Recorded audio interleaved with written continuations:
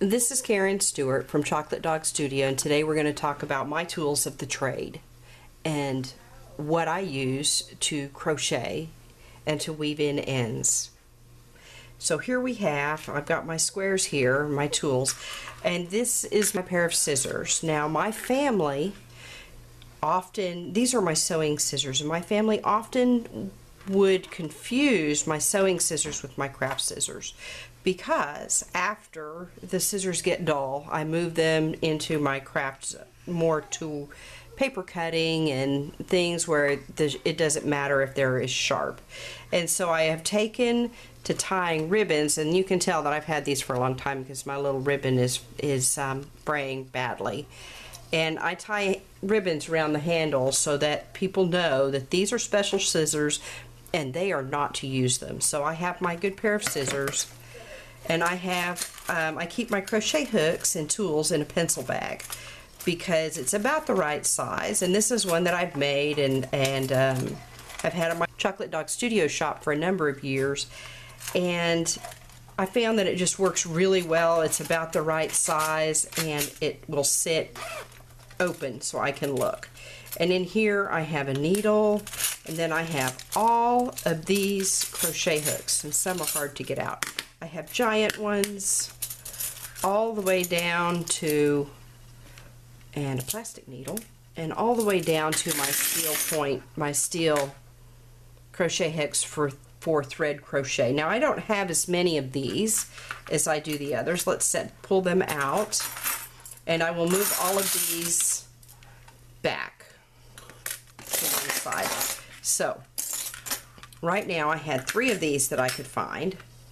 I do not do much thread crochet, so I cannot tell you much about it, though you can tell that this one is bent, and see, it's got a point on the end. And the thread crochet, some of them are sharp on the ends, and that is for adding lace trimming to your fabric. And so you can add this to, I use this one a lot for my flannel blankets, to put the nice crocheted edging on the flannel blankets that I was selling in the shop. And so I'm going to lay that over here. And then let's see, I have my big plastic crochet hooks, and I have a bunch of these. This isn't all of them, and you can tell they're all different sizes. This is an 11 or an 8mm. This is a 16. This one would come in between. It has no size on it. And this one is even bigger. And then I have this giant one here, and I have one that's even bigger. Now these I use with multiple strands of yarn, or with extremely bulky yarn or t-shirt yarn. You could use them with cord if you want to crochet a carpet. So I'm going to put these over here. And then I am notorious for losing crochet hooks, and so I have multiple sizes of each. Let's see if I can find some that are the same size. I have, that's okay, we've got G and H and I and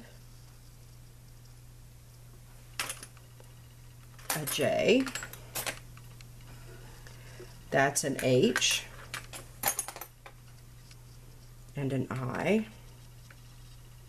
That goes there. Now look at the 2 I's right here in the middle for a minute. See how they're different sizes? They're different brands. I prefer a certain size hook, and so I probably bought this while on vacation when I just needed a crochet hook. It didn't matter, and that was all they had at the store. But I prefer, when I'm crocheting with a fine yarn, this what is it, what's the brand? It doesn't say. This style hook, can you see it, versus this style hook. Now I like this size hook when I'm working with worsted yarns, because they're a chunkier, a heavier yarn, and this slides really easy for me.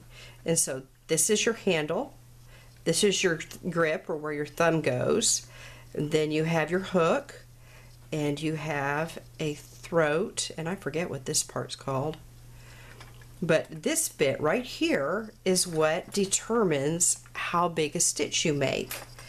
And so if you look at the size of the crochet hooks, the length of the handle doesn't matter, except sometimes it's easier for me to crochet if the handle's chunkier, because, you know, I'm older and I have arthritis in my hands, and I crochet every day to help my hands feel better. But I have several of these special. They're covered with a polymer clay, and I like how it feels in my hand. Now I hold my crochet hook like this. A lot of people hold it like this, and this would be uncomfortable if I held to have all this back here if I held it in a pencil grip. What's important is that you hold the crochet hook in a way that's comfortable for you. If it's uncomfortable to hold it like this and it makes your hand hurt and you get arthritis or your hand aches when you're finished, then you may want to move to a grip that's easier on your hand. So that's good. This is a size C. This is a D. And this is a B. So you can see that crochet hooks go all the way up here. We have a K, the whole range. Now I have the numbers that are missing somewhere. I have an A and I have an E, but in America our crochet hooks are numbered, or lettered, or numbered, and in the UK they're millimeters, and so it's a little bit different. I have multiples. See, there's another J. But what matters is that you find a crochet hook that works for you. Now see, the color doesn't even matter, because see, there are 3 H's and they're all different colors. I think it was depending on the year that they were bought as to what color they were making them, or they came in a pack of 4. Instead of buying them as an individual, I just bought a range, and I ended up with a wide range of colors and sizes all the same. So the important thing is that you find what you want. Now there are crochet hooks that are made out of fancy rosewood. They're turned and they're just beautiful. Now I don't have any of those. I've never bought any, but I've heard that they're wonderful to work with. So you might want to try that. Some of my other tools that I use to weave in ends are a plastic needle with the bigger yarns, and then with this DK weight I use a very big darning needle. And I like my pencil bag because it has these little twills in here, and see, I have pins in case I need them. And I can just run that needle through there and the edge, and I won't reach in and poke myself with that very sharp needle, because that is a sewing needle, and so it is sharp on the end. And then I can keep all my crochet hooks together. They're all in one place for the most part, and I get much more done. I think a reason I also have a lot of crochet hooks is that at one point I had 3 or 4 different project bags, and so I would have a hook for each bag and a pair of scissors, and so I could just pick up a bag and go crochet while I was waiting for my daughter to finish her violin lesson or karate or whatever it was that she was doing at the time. Waiting for them to get out of school, it worked well. And this is just my real simple tools of the trade.